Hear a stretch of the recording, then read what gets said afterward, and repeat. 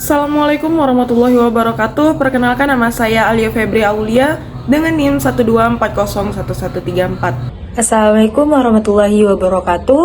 Perkenalkan, nama saya Yulisa Istiqomah dengan NIM 124011136. Assalamualaikum warahmatullahi wabarakatuh. Perkenalkan, nama saya Iis Imelda dari 3E dengan NIM 12401149.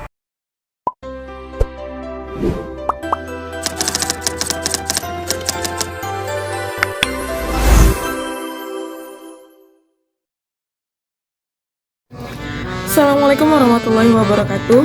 Indonesia dikenal sebagai negara yang kaya akan tradisi keagamaan seiring dengan masuknya Islam di Indonesia. Salah satu tradisinya adalah tradisi robo-robo yang berasal dari Mempawah, Kalimantan Barat. Robo-robo itu mengenang perjalanan, ya. Robo artinya Rabu, ya. Selalu Rabu pada bulan Safar. Nah, di saat itu juga kalau kita lihat secara Islami bahwa di hari Rabu bulan Safar itu katanya banyak sekali bala yang diturunkan. Jadi ada tolak bala, dan pada intinya adalah itu mengenang kedatangan. Di saat itulah diperingati oleh segenap warga Mempawah.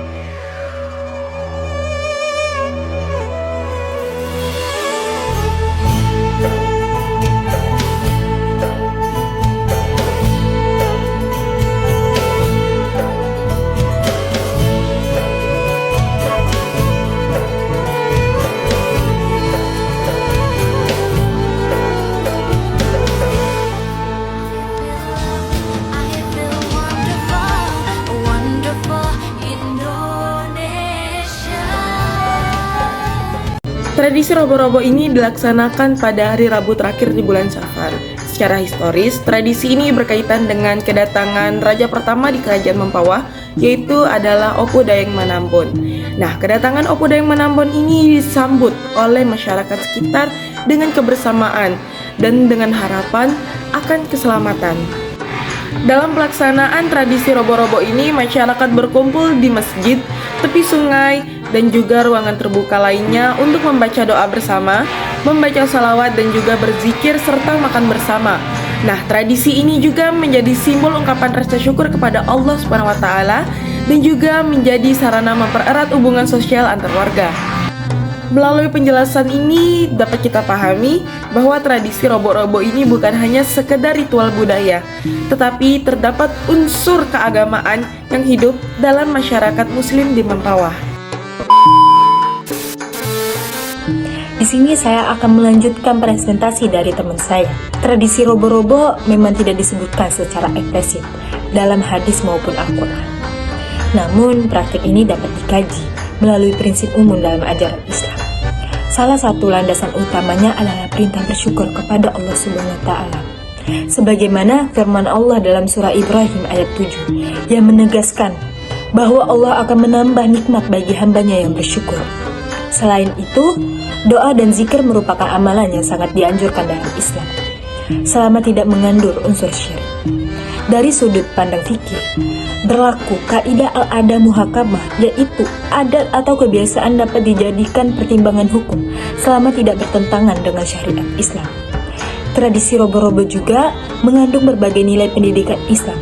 Di antaranya ada nilai tauhid, karena doa hanya ditunjukkan kepada Allah Subhanahu wa Ta'ala, serta nilai ukhuwah Islamiyah dan sosial melalui kebersamaan dan solidaritas masyarakat.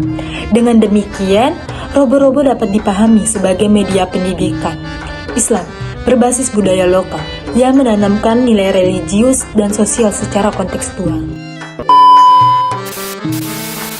Assalamualaikum warahmatullahi wabarakatuh. Saya Melda. Di sini saya akan melanjutkan pembahasan teman saya. Jadi, secara kritis, tradisi robo-robo dapat dikatakan selaras dengan ajaran agama Islam apabila dipahami sebagai tradisi sosial dan keagamaan, bukan sebagai ibadah wajib atau ritual penolak balaan yang bersifat mistis. Nah, adapun praktik ini menjadi tidak sejalan dengan Islam apabila disertai dengan keyakinan bahwa hari ataupun ritual tertentu memiliki kekuatan yang magis selain kehendak Allah. Oleh karena itu, penting adanya pemahaman yang benar agar tradisi ini tetap berada dalam koridor tauhid. Nah, pada di zaman era modern ini, tradisi robo-robo itu masih sangat relevan karena dapat berfungsi sebagai sarana pelestarian budaya Islam. Islam di Indonesia yaitu Nusantara. Penguatan karakter religius serta media dakwah kultural yang modern dan inklusif. Sebagai refleksi, tradisi robo-robo menunjukkan bahwa Islam tidak menolak budaya selama budaya itu mengandung nilai kebaikan dan tidak bertentangan dengan syariat. Oleh karena itu, generasi muda perlu bersikap kritis, bijak dan bertanggung jawab dalam melestarikan tradisi keagamaan agar tetap bernilai edukatif dan religius. Nah, hanya ini yang bisa saya sampaikan. Assalamualaikum warahmatullahi wabarakatuh.